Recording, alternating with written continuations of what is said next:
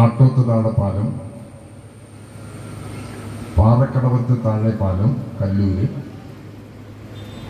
തോട്ടത്തകണ്ടി പാലം, ഈ 3 പാലത്തിൻ്റെയും ജോലി പൂർണ്ണമാക്കി നാടിന് സമർപ്പിച്ചു കഴിഞ്ഞിട്ടുണ്ട്. ഈ പാലത്തിൻ്റെ പ്രശ്നം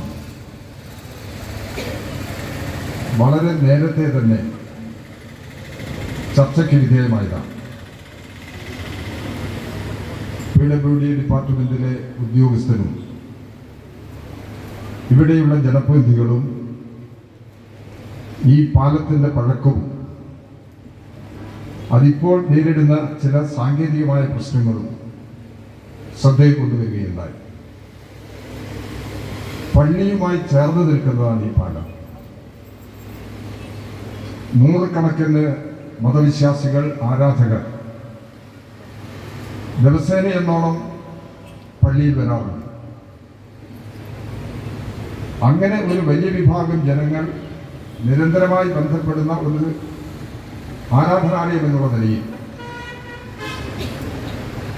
ഇവിടെ ഇതിൻ്റെ ഭാഗമായിട്ടുള്ള ജനങ്ങളുടെ സംരക്ഷണം ഉറപ്പുണ്ടാക്കേണ്ടതുണ്ട്. ഇവിടെ ഈ പാലം എപ്പോൾ പണിത് എന്നുള്ളത് പലർക്കും അറിയില്ല. കണ്ണോത്ത് ബാലനായരോട് ഞാൻ ചോദിച്ചപ്പോൾ അദ്ദേഹം പറഞ്ഞത് 1962 ഈ പാലം പണിതത്. ഈ പാലം പണിത് 10 വർഷത്തിന് ശേഷമാണ് കുറ്റ്യാടി പാലം പണിതത്. അപ്പം വളരെ പഴക്കമുണ്ട്. ഈ പഴകിയ പാലം ഒരു കാരണവശാലും പൊളിഞ്ഞു വീഴരുത്. അതിനുമുമ്പ് തന്നെ പാലം പുതുക്കി പണിയുന്നതിന് വേണ്ടിയുള്ള നിലപാട് സ്വീകരിക്കുക എന്ന നിലയിലാണ് ഗവൺമെന്റ് ഈ പാലം പണിയാൻ തീരുമാനിച്ചത്. ഇപ്പോൾ ബഹുമാനപ്പെട്ട പൊതുമരാമത്ത് വകുപ്പ് മന്ത്രി ഈ പാലത്തിൻ്റെ പ്രവൃത്തി ഉദ്ഘാടനമാണ് ഇവിടെ നിർവഹിക്കുന്നത്. 389 ലക്ഷം രൂപ ഈ പാലത്തിന് വേണ്ടി അനുവദിച്ചു കഴിഞ്ഞിട്ടുണ്ട്. ടെൻഡറിലുള്ള തുകയാണ് ഞാൻ പറഞ്ഞത്. 389 ലക്ഷം. ഊരാലുങ്കൽ ലേബർ കോൺട്രാക്ട് സൊസൈറ്റിയാണ് ഇത് എടുത്തിരിക്കുന്നത്, വർക്ക് ഏറ്റെടുത്തിരിക്കുന്നത്. അവരുമായി സംസാരിച്ചപ്പോൾ ഓണം കഴിഞ്ഞ ഉടനെ പണി ആരംഭിക്കാം.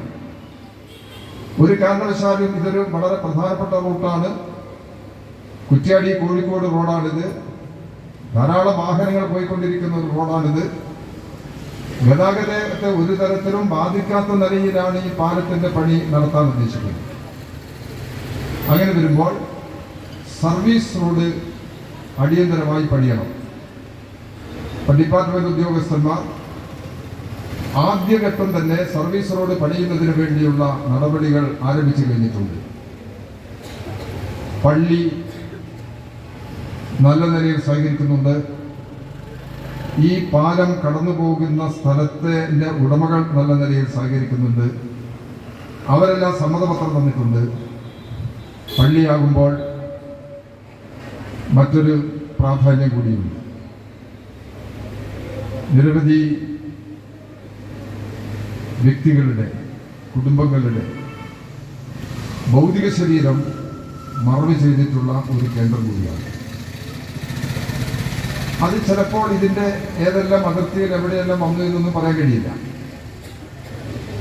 അതിനൊന്നും ഒരു തകരാറും വരില്ല. തൽക്കാലം സർവീസ് റോഡ് പണിത് എന്തെങ്കിലും പ്രയാസങ്ങൾ ഉണ്ടെങ്കിൽ അതവർ സഹകരിക്കണം. സർവീസ് റോഡ് പിന്നീട് നിൽക്കില്ല. സർവീസ് റോഡ് ഒഴിവാക്കുക എന്നുള്ളത് ഇതിന്റെ തുടർ നിലപാടിന്റെ കാര്യം തന്നെയാണ്. പ്രത്യേകിച്ച് ഈ പള്ളിയുടെ അടുത്താവുന്ന സമയത്ത് മറ്റൊരു റോഡ് കൂടി ഇതിൽ കൂടെ ഉണ്ടാവുക എന്നുള്ളത് ഇതിന്റെ ആവശ്യമില്ല.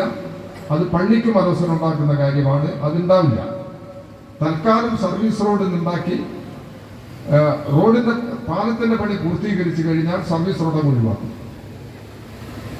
അതുകൊണ്ട് പലരുടെയും ഓർമ്മ നിൽക്കുന്ന ഒരു സ്ഥലമായതുകൊണ്ട് അതിനോടെല്ലാം അങ്ങേയറ്റം ആദരവും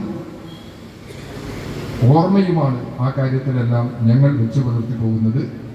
ഉദ്യോഗസ്ഥരും അതിനനുസൃതമായ നിലപാട് സ്വീകരിക്കും എന്നുള്ളത് കൊണ്ടാണ് പരസ്യമായി തന്നെ ഈ നിലപാട് വ്യക്തമാക്കാൻ ഞങ്ങൾ ഉദ്ദേശിക്കുന്നത് ഈ പാലത്തിൻ്റെ തറക്കല്ലിടൽ കർമ്മം നിർവഹിക്കുന്നതിന് കേരളത്തിൻ്റെ ബഹുമാനപ്പെട്ട പൊതുമരാമത്ത് വകുപ്പ് മന്ത്രി സഖാവ് മുഹമ്മദ് റിയാസ് അവരുടെ ക്ഷണിക്കുന്നു.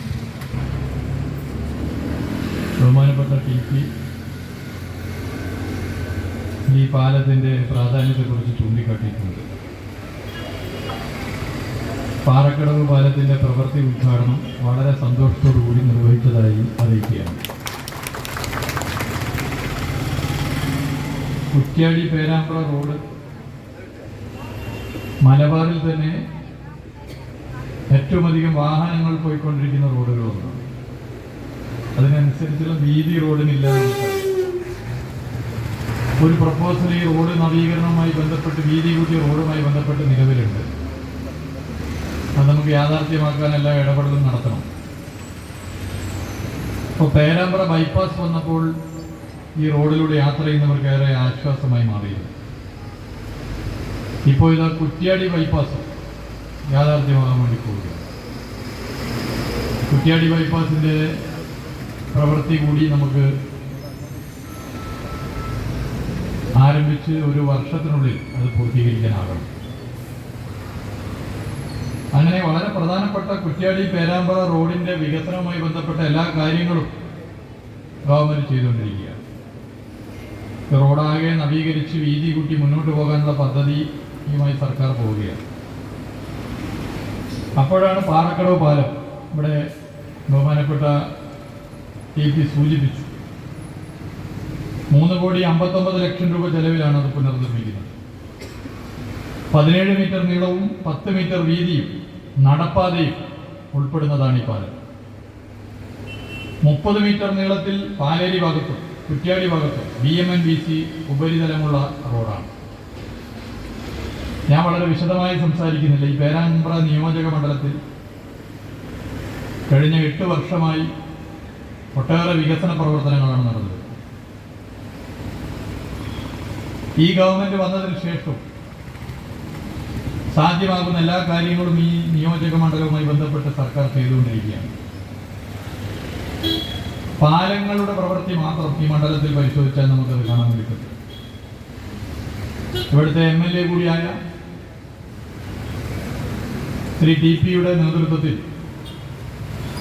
നടത്തുന്ന ക്രിയാത്മകമായ വികസന നിർദ്ദേശങ്ങൾക്ക് പരിപൂർണ പിന്തുണ നൽകിയാണ് പൊതുമരാമത്ത് ടൂറിസം വകുപ്പ് പേരാമ്പ്ര നിയോജക മണ്ഡലത്തിലെ ജനങ്ങൾക്കൊപ്പം നിലകൊള്ളുന്നത്.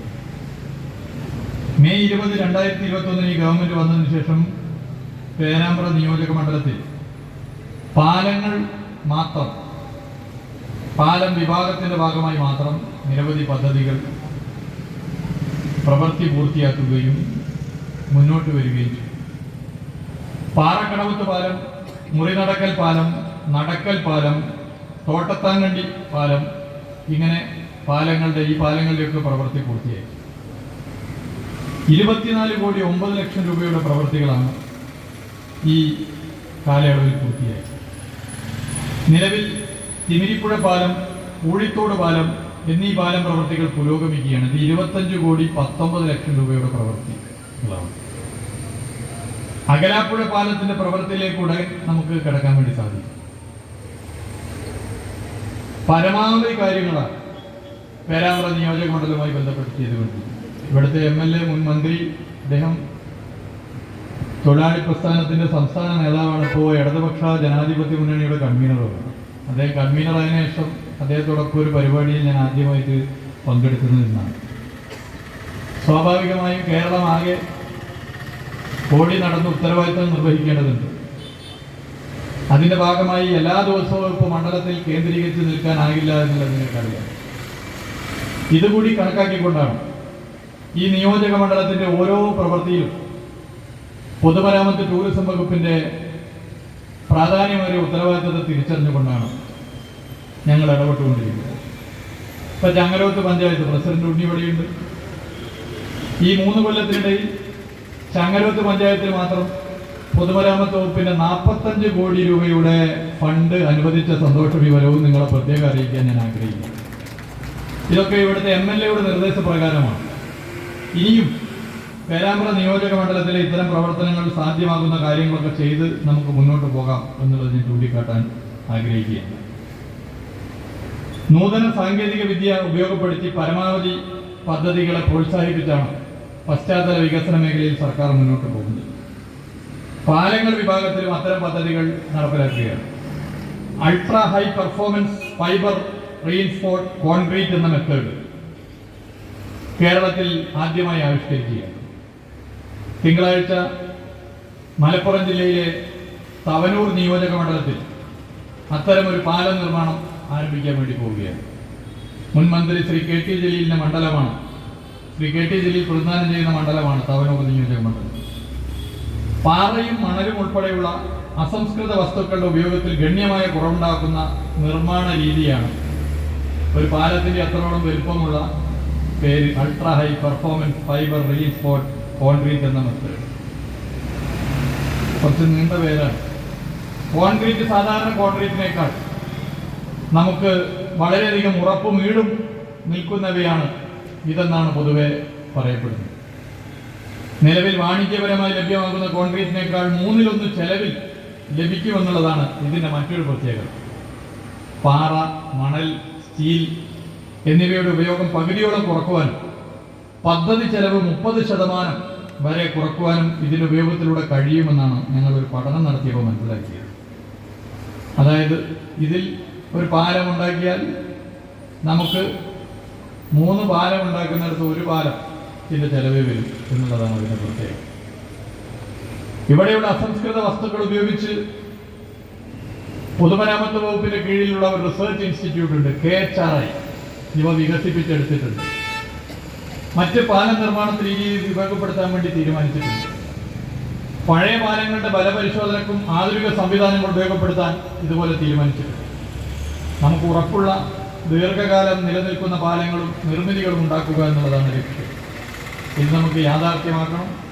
പേരാമ്പ്ര നിയോജക മണ്ഡലത്തിൽ സാധ്യമാകുന്ന എല്ലാ കാര്യങ്ങളും നമുക്ക് എല്ലാവരും ഒരുമിച്ച് നിന്നുകൊണ്ട് ചെയ്യാം എന്നുള്ളതാണ് ഈ മണ്ഡലത്തിൽ കാണാൻ വേണ്ടി സാധിച്ചിട്ടുള്ള സവിശേഷത. അതിനിയും നമുക്ക് തുടരാം. ഈ മണ്ഡലത്തിന്റെ വികസന പ്രവർത്തനങ്ങളിൽ വരുന്ന ക്രിയാത്മകമായ എല്ലാ നിർദ്ദേശങ്ങളും പരിപൂർണ പിന്തുണ നൽകി പൊതുമരാമത്ത് ടൂറിസം വകുപ്പ് കൂടെ ഉണ്ടാകും എന്നുള്ളത് പ്രത്യേകം ചൂണ്ടിക്കാട്ടാൻ ഈ വേള ഞാൻ ഉപയോഗപ്പെടുത്താൻ ആഗ്രഹിക്കുകയാണ്. മറ്റു കാര്യങ്ങളിലേക്ക് ഒന്നും പോകുന്നില്ല. നിങ്ങളെല്ലാവർക്കും മനുഷ്യനെ മനുഷ്യനായി കാണാൻ സാധിക്കുന്നതിലേക്കുള്ള നമ്മുടെ ഓണത്തിന്റെ ഓണാശംസകൾ നേർന്നുകൊണ്ട് നിർത്തുകയാണ്. എല്ലാവർക്കും നന്ദി, നമസ്കാരം.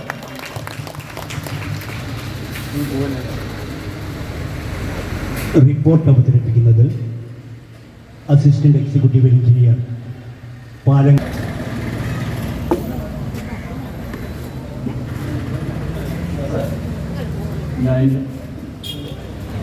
നമ്മുടെ പാറക്കടവ് PWയുടെ സ്ഥലം ധാരാളം വോളിബോൾ കോർട്ടുമായി ഒഴിഞ്ഞു കിടക്കുന്നുണ്ട്.